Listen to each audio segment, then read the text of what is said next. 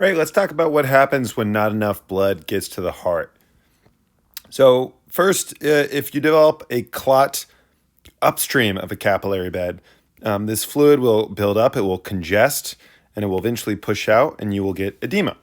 On the other hand, if you have a clot in the arterial side before a capillary bed, this will provoke ischemia upstream. You won't get enough oxygen delivered to the tissues.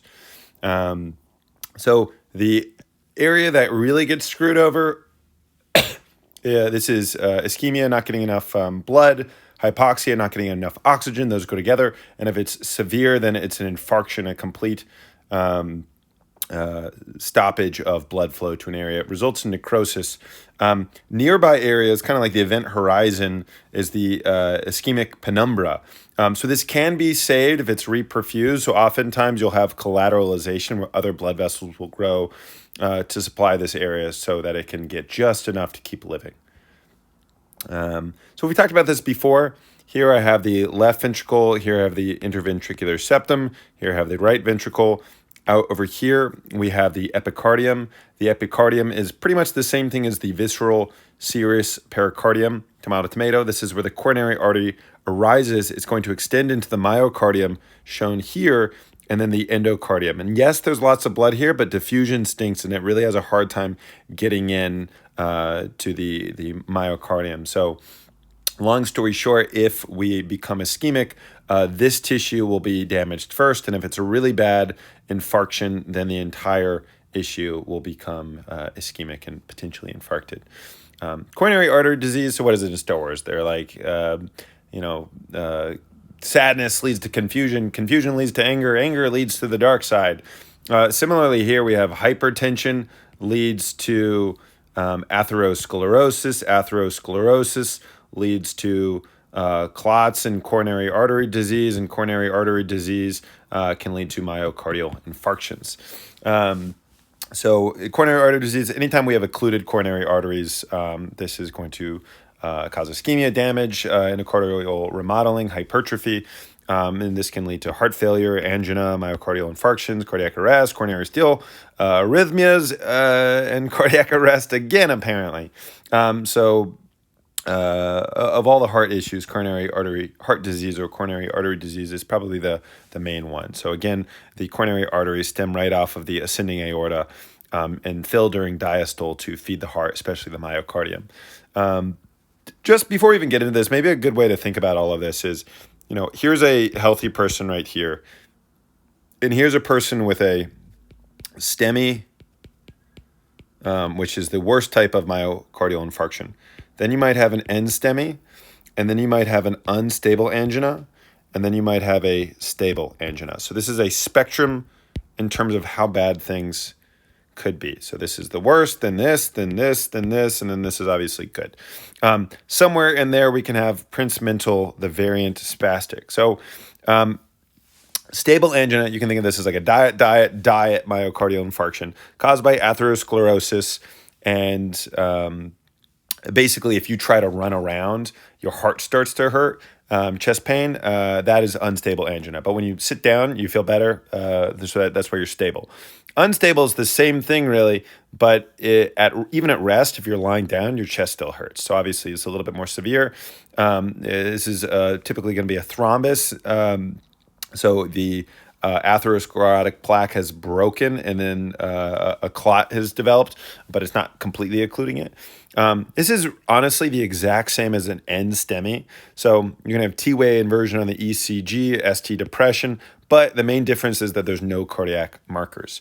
Vasospastic, this is mostly people who smoke a lot of cigarettes or do a lot of cocaine. This induces smooth muscle contraction, which is going to constrict the blood vessels, and not enough blood is getting through the coronary arteries into the myocardium, which causes pain. Coronary steal condition. Okay, imagine that you have a blockage of one of your coronary arteries. That means this tissue here is not getting enough blood flow. So earlier we mentioned that, sometimes you will have collateral vessels form, like an anastomosis, which will now help feed over to this somewhat occluded area. And you might think, okay, well, that's the body's response. So let's give them medication. Let's dilate their coronary vessels, maybe with like a nitroglycerin or something, and this will widen it so they'll get even more blood flow to that occluded area. It actually backfires. It has the opposite effect that you would think. These are maximally dilated already. These were not maximally dilated. So actually, if you give a nitroglycerin or something, you cause these to dilate more. These aren't dilating anymore because they were already at the maximum level, which means less blood goes through here and more blood goes through here. So you're actually robbing the already starved tissue of blood, more starved than it already was. Sometimes this is used as a diagnosis for a coronary stress test, just to see if somebody has like coronary artery disease. If they give them nitroglycerin, you have them exercise, which is going to increase the myocardial demand, and you see if they have chest pain upon exertion. Cardiac arrest, also known as SCD, sudden cardiac death. I see a lot of contradicting explanations exactly what this is. For the most part, anybody who dies within 1 hour of onset of symptoms, this is cardiac arrest. Almost always, this is due to arrhythmias, whether the arrhythmias are downstream of an MI or hypertrophic obstructive cardiomyopathies in young athletes. But let's just say mostly it's VFib, VTAC, and asystole. So it's basically just electrical properties are screwed up in your heart. It causes you to die really quickly. And so if someone has a heart attack and they die within the first hour, it was, effectively sudden cardiac death. And yeah. Okay, MI is the big one. So when you have atherosclerotic plaque in your coronary arteries, if it ruptures, it can cause a thrombosis. We said that this could be unstable angina, but it can also be an NSTEMI. It could also be a STEMI, which is the most severe version. It's going to cause tightness and pain in the chest, arms, shoulders, neck, and back. People are going to get lightheaded. They're going to get fatigued. They're not going to have oxygen. Their heart's having trouble pumping. The NSTEMI, we said is mild. STEMI is more severe. And yeah, so this is going to be our NSTEMI, and this is our STEMI. Again, it's in the name. This is ST segment elevation. So you know what happens? The ST segment gets elevated. Checks out. Again, this is stable. This is unstable. It's a little bit worse. Main difference between this and this is that there are no cardiac markers. We have ST depression and inverted T waves. And then this one over here is the big bad boy with our ST segment elevation. Sometimes this looks like pericarditis.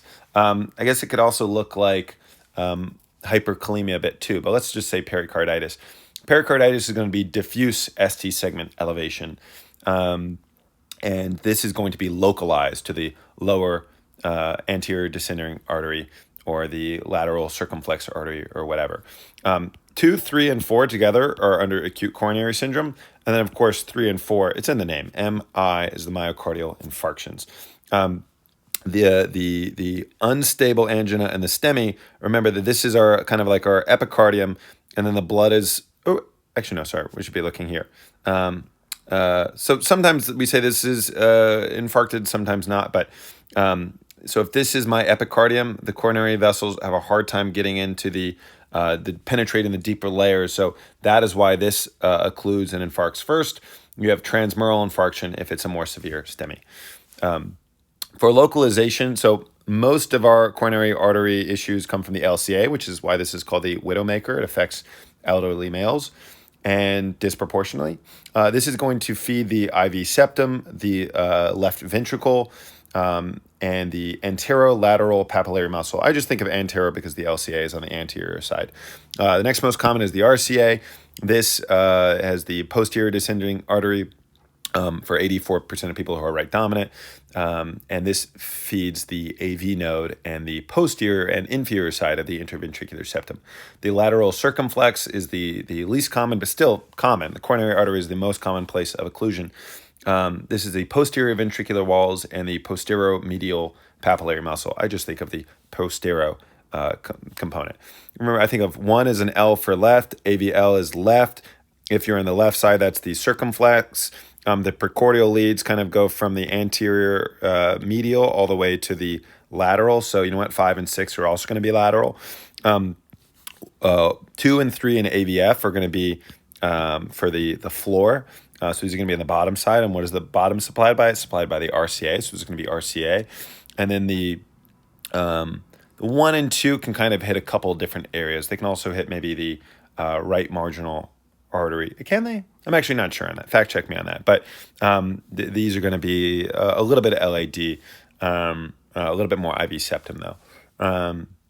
So a bunch of cardiac markers. So again, we're going to get this for the end STEMIs and STEMIs, but unstable angina does not have these markers. Troponin is going to be the most specific.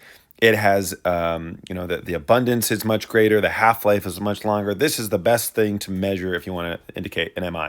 So why do we even look at creatine kinase MB? The reason we do is because of the short half-life. This is good at telling us if there is a reinfarction. In other words, if I have a heart attack on day 1, maybe for the next 2 days, I have, decent levels of CKMB. And then on the 3rd day, levels should be back pretty low, back to a normal baseline. But if I look at the troponin levels, they're still high. So, and that's because the troponin level lasts a long time. And sometimes maybe like day 3.5, I have another heart attack. If you just measure troponin levels, it might be difficult to tell because the troponin levels are high regardless. But the CKMB levels will go back up again. So this sometimes happens. 10% of people with MIs reinfarct within a week. So MI progression on a gross level, within the first day, we have this dark mottling appearance of the heart tissue. First 2 weeks after that, we're going to have a tan, ischemic, infarcted issue. And you can kind of see over here, I just covered it a little bit, but we have these little blue hyperemic, so extra blood is going to the surrounding tissue. It's trying to, this collateralization, and we're feeding the area because of the ischemia. And then eventually the tissue might just die off. We get this white scar tissue. And as a result, to compensate, the rest of the heart has to work a little bit harder. So we might have hypertrophy. And again, this is usually going to be the left ventricle, not the right ventricle. Left ventricle is more stressed out. So this is our normal picture. We get these dark waves, very characteristic for the first 24 hours. First, like 3 days or so, we're going to have neutrophils come in. This is our SWAT team. This is associated with coagulative necrosis, which you can see here, also here. And those is, I guess, more just the neutrophils that we're looking at in this picture over here. Then the macrophages come in. This is going to be a little bit more long-term stability shown here. And fibroblasts come in, and this, contributes to our scar tissue. Fibroblasts come in and lay down collagen 2 weeks to a couple months after. More important is the sequela and the complications. So I guess the big one is left-sided heart failure, which leads to pulmonary edema, and this can lead to right-sided heart failure, etc. So first 24 hours, arrhythmia. Remember that we said sudden cardiac death, the cardiac arrest is really common. If someone has a heart attack and they die like right away, this was probably triggered by an arrhythmia, triggered by the myocardial infarction. Pericarditis, friction rub, which is something you can hear. It's kind of this like grating sandpaper sound upon auscultation of the lungs. And 3 to 7 days, we might have papillary muscle rupture. Again, anterolateral is going to be the LAD, posteromedial is going to be the RCA, PDA. And actually, is that right? Oh, excuse me. I'm glad I checked. No, that's the lateral circumflex artery. Excuse me. So interventricular septum also is going to be 3 to 7 days.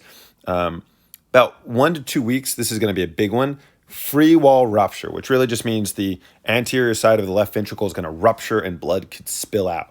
You know what happens if blood spills out? It fills into the pericardial space.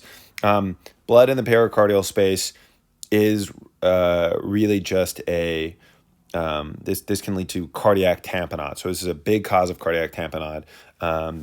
You might also have a pseudoaneurysm, which also contributes to cardiac tamponade. But this is effectively, so this is a free wall rupture here, right? This is the free wall, the anterior side, and then it just ruptures and blood spills out.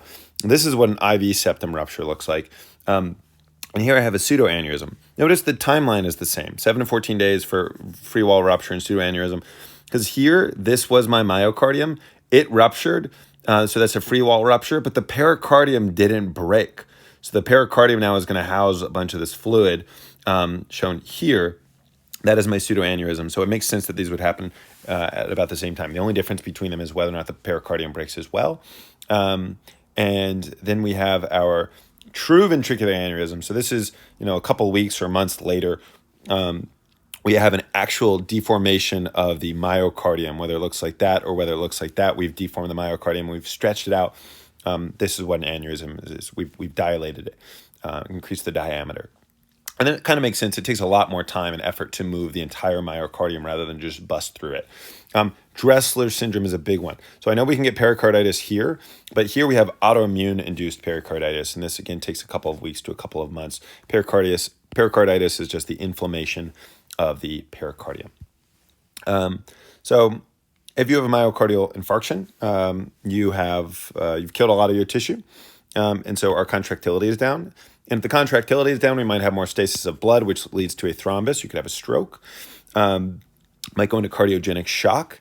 Just our heart in an acute setting is just really bad at pumping fluid out. So we have massive hypoperfusion. And additionally, heart failure is a little bit more long-term and chronic. And heart failure is also, the connotation goes with fluid buildup. Left-sided heart failure is going to build up fluid into the lungs, which leads to right-sided heart failure, which is going to build fluid up into the venous system. And tissue necrosis, if we have papillary muscle rupture, papillary muscles is going to close the mitral valve with a chordae tendineae. And if it's broken, then I'm going to spill a lot of fluid back in. So during a ventricular contraction, blood's supposed to go through the aorta. But if I have a leaky valve, it's also going to go back into the atrium. So I'm not getting enough blood out. This is going to cause hypertrophy, and this can lead to congestive heart failure as well. The ventricular wall rupture, we said, can lead to cardiac tamponade. Electrical instability within the first 24 hours leads to an arrhythmia. And we have this scar tissue, which creates these islands of non-conduction and changes in refractory period. And, hypoxia leads to depolarization, which inactivates the sodium channels and impairs the cardiac myocyte contractions and action potentials, and the same with the pacemaker cells. And it's a big old hot mess. It can lead to reentry circuits. And then pericarditis, which we talked about, whether acute or whether long-term, we have the Dressler syndrome, autoimmune disease. So treatments here, just we're worried about, clots. So give a lot of anticoagulants, heparin, aspirin, clopidogrel. Nitroglycerin, this can vasodilate. So this allows more coronary blood flow. Our heart is starved of oxygen, starved of blood. So let's dilate those coronary arteries so we can get more blood past the plaque occlusion. Additionally, by dilating, the dilation especially affects the venous system, which means we're going to not have as much blood being sort of milked through the venous system into the right atrium. So the decrease in preload decreases the stroke volume, which means that the heart doesn't have to work as hard, which is good. It's good for the heart. We want to give it a break. Beta blockers slow the heart rate. They're also going to decrease the contractility. This is less stress, less oxygen demand on the heart, which is good because it's not getting a lot of oxygen. The longer diastole also allows it to fill. Remember that we fill the coronary arteries during diastole. And ACE inhibitors and angiotensin 2 receptor blockers, ARBs, going to lower blood pressure by angiotensin 2 causes vasoconstriction, and aldosterone is going to increase sodium and water reabsorption, so we're increasing our preload. So less afterload, less preload means we're going to have less work for the heart, the lower myocardial oxygen demand. Statins, well, look, atherosclerosis is made, and we have these little cracks in our blood vessels, and then fat gets in and macrophages start it, and the rest is history. But if we just get rid of the cholesterol and the LDL in the first place, you might have less atherosclerosis. It can also actively, so you're preventing plaque from forming, but you're also plaque that already exists. We can go ahead and scavenge a lot of the LDL from that as well. And it also can stabilize the plaques as well, so that we have a greater calcium to cholesterol ratio, which stabilizes them. A percutaneous coronary intervention is just putting a stent or a balloon to artificially, manually sort of expand the arteries so that more blood can flow through. And then a fibrinolysis kind of goes with anti-clot. Instead of preventing clots, let's break down clots. So tissue plasminogen activator is going to help dissolve a clot.